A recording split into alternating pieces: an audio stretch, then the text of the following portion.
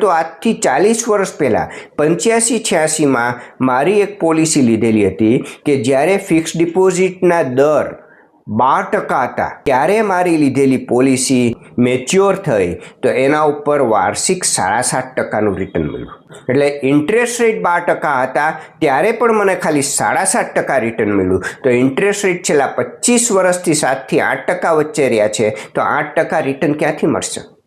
સૌથી પહેલાં તો 8% ઇલ્યુસ્ટ્રેશનમાં બતાવવામાં આવે છે, એ જ મોટું મિસસેલિંગ છે। મ્યુચ્યુઅલ ફંડ કંપની 20% રિટર્ન આપતી હોય છતાંય એવું ઇલ્યુસ્ટ્રેશન નથી કરી શકતી કે 4% કે 8% પ્રમાણે તમારા આટલા પૈસા વધશે। જ્યારે અહીંયા રેગ્યુલેટર IRDA છે, 8%નું રિટર્ન કોઈ પોલિસીમાં નથી મળતું છતાં પણ એ બેનિફિટ ઇલ્યુસ્ટ્રેશન ટેબલમાં તમને બતાવી શકે 8% રિટર્ન મળશે તો આટલા પૈસા મળશે। એટલે યાદ રાખો, 8% રિટર્ન પ્રમાણે જે કાંઈ ટેબલ બતાવવામાં આવ્યું હોય એ ક્યારેય સંભવ નથી।